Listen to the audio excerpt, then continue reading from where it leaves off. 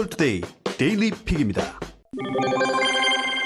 코로나19가 확산되면서 사람들이 집 밖을 안 나가는 상황들이 벌어지고 있죠. 그러다 보니 전자상거래 주문이 늘고 있지만 막상 관련 업체들은 울상이 되고 있는 이상한 상황이 발생하고 있습니다. 한겨레 보도에 따르면 중간 이윤이 크지 않은 생필품 중심으로 매출이 늘고 있는 데다 주문과 배송의 차질이 빚어지면서 고객 불만도 커지고 있기 때문이라는데요. 업계에서는 이번 사태가 얼마나 장기화할지 몰라 인력 채용 등 마땅한 대책을 마련하기도 어렵다는 입장입니다. 쿠팡은 지난 18일 대구에서 31번째 확진자가 나온 이후 대구, 경북을 중심으로 주문량이 늘어나면서 주문 접수와 배송의 차질을 빚고 있다고 합니다. 24일 오후 서울 영등포구 기준으로 쿠팡 로켓프레시를 살펴보니 만두, 볶음밥, 치즈스틱, 핫도그 등 다수 품목이 일시 품절로 떠 있었는데요. 쿠팡 쪽은 품절로 뜨는 건 해당 품목이 품절인 경우도 있고 배송 가능 수준이 부족해일 수도 있다며 지난해 연말 기준 하루 주문량이 200만 건 초반이었는데 확진자가 늘기 시작한 후 200만 건 후반대로 늘어난 상태라고 밝혔습니다. 주문 물량 급증은 이커머스 업계 전반에서 나타나고 있는데요. SSG닷컴은 2월 19일에서 23일 5일간 매출이 전주 같은 기간 대비 45% 늘었습니다. 그중 식품은 같은 기간 87% 증가했는데 주문 마감률도 상승했습니다. 코로나19 발생 전 80% 초반대였던 주문 마감률은 22일 이후 전국 평균 99.8%로 뛰어올랐다고 하네요. 11번가도 같은 기간 생필품과 간편식을 중심으로 매출이 늘어 이 기간 라면, 즉석밥의 거래액은 전주 같은 기간 대비 각각 378%, 71% 늘었고 마스크와 손소독제는 663%, 889% 늘었다고 밝혔습니다. 지마켓도 지난 23일 기준으로 즉석밥 154%, 라면 492%, 생수 156% 등의 판매량이 일주일 전과 비교해 모두 큰 폭으로 증가했습니다. 새벽 배송 전문 업체 마켓컬리는 지난 17일부터 하루 평균 주문 건수가 코로나19 사태 전보다 30%가량 늘었다고 밝혔습니다. 코로나19 확산 뒤 이커머스 업계 매출이 늘고는 있지만 업계에서는 이를 특수라고 볼 수 없다는 반응이 나오고 있는데요. 주문 건수와 매출은 늘고 있지만 이익률이 낮은 식품, 생활용품이 중심을 이루고 있다는 이유에서죠. 또 배송 등의 인력을 늘리기도 쉽지 않은데요. 한 이커머스 쪽은 사태가 언제 종식될지도 모르고 상황이 나아지면 오프라인 매장으로 가는 고객도 있을 텐데 마냥 급하다고 인력을 신규로 채용하기도 어렵다고 밝혔습니다. 타다 사업은 소비자들에게 큰 호응을 얻고 있지만 반대하는 측과의 대화에선 뻣뻣하기 그지없었죠. 문제가 없는데 뭘 문제 삼냐는 분위기였는데 이젠 입장이 좀 바뀌고 있는 분위기입니다. 뉴스원의 보도에 따르면 사법부로부터 불법 콜택시가 아니라는 판단을 받고 한숨 돌린 가운데 일명 타다금지법으로 불리는 여객자동차 운수사업법 개정안의 국회 통과를 코앞에 두고 택시업계 달래기에 총력을 기울이고 있다고 합니다.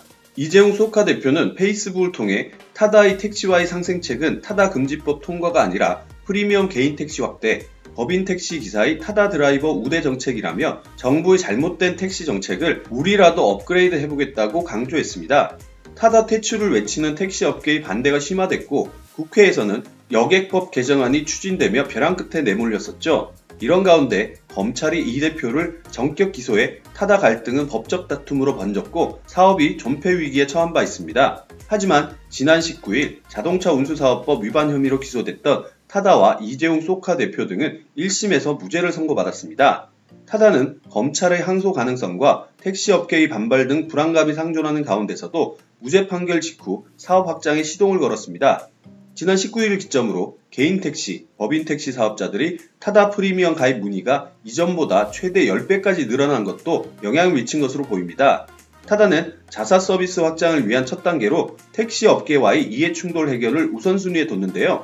이에 타다 운영사인 VCNC 측은 23일 택시와의 상생을 통해 국민의 이동 기본권을 확대하고 타다의 무죄 판결 이후 첫 행보로 택시와 상생을 통해 사회적 책임을 다하겠다며 오는 3월부터 시행할 택시 상생안 확대 계획안을 내놨습니다. 이 계획안은 타다 프리미엄 차량 구입 시 지원금 확대, 3개월 플랫폼 수수료 면제, 차종 다양화, 기존 택시와 다른 신규 이동 수요 개발, 택시기사 타다 베이직 채용 우대 등의 내용을 담고 있죠. 계획안에 따르면 타다는 프리미엄에 신규로 가입하는 개인 택시기사와 택시법인이 차량을 구매할 때 한 대당 400만원을 지원하던 정책을 500만원으로 상향 지원하고 당분간 대수에 제한을 두지 않고 비용을 지원한다는 계획입니다. 명품 패션 브랜드가 전자기기를 만들긴 쉽지 않죠. 그러다 보니 명품 브랜드와 전자회사가 협업하는 경우가 적지 않은데 감성과 희소성에만 의지하다 보니 성과가 그다지 높아 보이진 않았습니다. 최근엔 명품 패션 브랜드 톰 브라운을 입은 삼성전자의 폴더블 폰 갤럭시 Z 플립이 중고거래 시장에서 되팔이가 기승을 부리고 있고 한정판이란 점이 부각되며 최대 200만원까지 웃돈이 붙기까지 하고 있는데요. 한국경제가 전자업계를 인용해 보도한 바에 따르면 이 같은 현상을 빚자 삼성전자는 갤럭시 Z 플립 톰 브라운 에디션 추가 판매 가능성을 내비쳤다고 합니다. 자칫 과거 삼성 아르마니 폰, LG 프라다 폰 등의 전철을 밟을 수도 있다는 우려도 나오고 있는데요. 이들 휴대폰 역시 출시 당시 인기를 끌며 웃돈을 붙여 거래됐으나 이후 추가 물량이 나오자 1년여 만에 공짜 폰으로 전락한 선례가 있었습니다. 삼성전자와 LG전자는 2000년대 후반 글로벌 명품 업체들과 손잡고 잇따라 명품 폰을 출시했었습니다. LG전자는 2007년 프라다와 공동 제작한 프라다 폰을 국내에 출시했었죠. 세계 최초 전면 터치 스크린 폰으로 출고가는 88만원으로 책정됐습니다. 그해 국내 업체 출시 휴대폰 중 최고가였습니다. 프라다 폰은 출시와 동시에 날개 돋친 듯 팔렸는데 국내 출시 2개월 만에 20만 대가 넘게 팔렸죠. 글로벌 출시 18개월 만에 누적 판매량 100만 대를 돌파했습니다. 인기를 끌자 이 폰은 40만원에 달하는 웃돈이 붙기도 했었는데요. 2009년 출시한 프라다 폰의 후속작 프라다 폰 2는 몸값이 더 뛰었습니다. 179만 3천원이라는 고가에 출시됐지만 출시 한 달여 만에 5,000대 이상 팔리며 인기를 재현했습니다. 특히 프라다 폰 2는 한정판으로 제작됐다는 소문이 나면서 50만원이 넘는 웃돈이 붙었죠. 같은 해 삼성전자도 조르지오 아르마니 폰을 출시하며 명품폰 전쟁에 가세했습니다. 세계적 명품 브랜드 조지오 알마니가 디자인을 맡았고 삼성전자가 제품을 개발했었는데 출고가가 135만 3천원, 전면 풀터치 스크린에 슬라이딩 숫자 키패드가 적용됐습니다.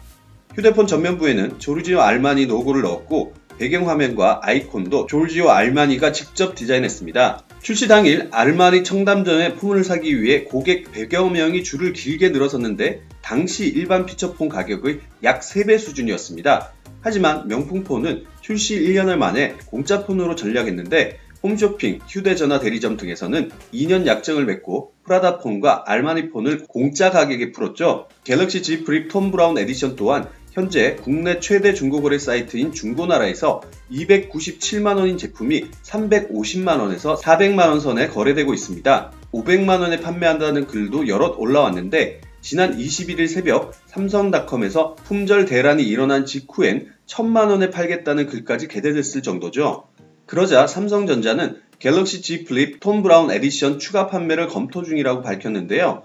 소비자들이 200만원이 넘는 웃돈을 줘가며 살 이유가 없다는 얘기입니다. 자칫 LG 프라다 폰이나 삼성 아르마니 폰처럼 웃돈을 붙여 샀다가 가격이 크게 떨어지는 낭패를 볼 가능성도 배제할 수 없겠네요. 신종 코로나 바이러스 감염증에 대한 불안감이 커지다 보니 스마트폰을 이용해 정보를 확인하시는 분들이 많죠. 당연히 그와 관련된 앱들도 적지 않게 생겨나고 있습니다. 서울경제는 코로나19의 확대로 인해 관련 정보를 제공하는 사이트, 애플리케이션이 접속 폭주되는 등 인기를 끌고 있다고 보도했습니다. 코로나19 발생 초기엔 확진자 동선을 정리해 보여주는 사이트가 주를 이뤘다면 최근엔 인근 신천지교회 위치 알림부터 위험지역 경고까지 앱 종류도 다양화되고 있는데요. 24일 업계에 따르면 신천지 교인들이 코로나19 확진자의 상당수를 차지하는 것이 알려지면서 인근 신천지교회 위치를 알려주는 사이트와 앱의 방문자가 대폭 늘어났습니다. 서울시는 스마트 서울맵을 통해 서울 시내 170곳에 달하는 신천지교회 위치를 공개하고 있는데요. 지도에서 신천지교회 위치를 누르면 주소와 방역 여부가 나타났는데요. 이 밖에 대형마트와 숙박업소, 전통시장 등 다중이용시설도 방역소독이 된 곳을 클린존으로 표시하고 있습니다. 지난해 8월에 출시된 신천지 위치 알림 앱도 코로나19 확산을 계기로 주목받고 있습니다. 이 앱은 국내 600여 개 신천지 교회 위치를 표시하며 현 위치 주변에 신천지 교회가 있을 경우 알림도 제공한다고 합니다. 이 앱은 꾸준히 업데이트가 이루어지고 있으며 현재 10만 회 이상 다운로드가 진행됐습니다. 코로나 100m 알림이 맵은 지난 11일 출시된 뒤 10여일 만에 100만 다운로드를 달성했는데요. 이용자의 현재 위치와 확진자 방문 위치가 지도에 표시되는 것은 물론 확진자 방문 위치 100m 이내로 접근할 경우 알림이 온다고 합니다. 앱을 개발한 티나3D는 공지를 통해 질병관리본부의 공식 발표 자료를 반영해 조금 늦더라도 확진자 방문 지역에 인접했을 때는 주의하길 바란다고 밝혔습니다. 이 밖에 대구 수성구 고산중학교 3학년 학생들이 만든 코로나 나우 사이트도 코로나19 관련 실시간 뉴스와 국내 확진자 숫자 등을 알려준다고 합니다. 사이트의 광고 수익 중 일부는 마스크를 구입하지 못하는 사람들을 위해 기부할 예정으로 해당 사이트는 이날 실시간 검색어 1위에 오르며 접속 폭주가 이루어지기도 했습니다. 중국 정부가 미국 기자들을 추방한 일이 있었죠. 미국 입장에서 가만히 있을 수 없는 상황인 것 같은데 역시나 백악관이 들고 일어서나 봅니다. 뉴스원은 미국 백악관이 중국 정부의 월스트리트 저널 기자 3명을 추방한 것에 대해 터무니없다며 다양한 대응을 검토하고 있다고 보도했습니다. 로이터 통신을 인용한 것인데요. 존 울리엇 백악관 국가안전보장회의 대변인은 미국은 이 터무니없는 행동에 대해 다양한 대응을 검토하고 있다고 말했다는 겁니다. 울리엇 대변인은 중국의 조치는 언론을 통제하고 세계 독자와 투자자들이 중국에 대한 중요한 기사를 읽는 것을 막기 위한 시도라고 규정했습니다. 이 발언은 미국 정부가 월스트리트 저널 중국 특파원 3명의 추방에 대해 대응할지 여부를 저울질하고 있다는 블룸버그 통신 보도 이후 나온 겁니다. 앞서 블룸버그는 전날 익명의 정부 관계자들을 인용 전직 월스트리트 저널 베이징 특파원이었던 맥 포팅거 NSC 부보좌관이 주재하는 백악관 회의에서 미국의 대응 옵션이 논의될 것이라고 보도했습니다. 블룸버그에 따르면 정부 내 일부 관계자들은 현재 미국 주재 중국 기자 수십 명 또는 수백 명을 추방하고 있는 것으로 주장했습니다. 다른 쪽에서는 이런 대응이 법적으로 가능하지도 않고 언론 자유에도 도움이 되지 않는다고 반대하고 있죠. 지난 18일 미국이 중국 관영 언론 5개사에 대해 해외 공관 지위를 부여하고 제재를 가하자 당일 바로 중국이 월스트리트 저널 기자 3명을 추방하면서 언론을 둘러싸고 미국과 중국의 신경전이 이어지고 있는데요. 미 정부가 중국 관영 언론에 제재를 가한 이유로는 이들이 중국 정부의 메시지를 전달하는 선전기구 역할을 하고 있다고 봤기 때문입니다. 중국 정부는 월스트리트 저널 기자 추방의 명분으로 중국은 아시아의 진짜 병자라는 제목의 월스트리트 저널 사설을 문제 삼았지만 동시에 미국이 중국 언론의 정상적인 운영을 제한하고 방해하려 한다며 중국은 이에 추가로 대응할 권리가 있다고 경고한 바 있습니다. 행복한 하루 디지털투데이였습니다.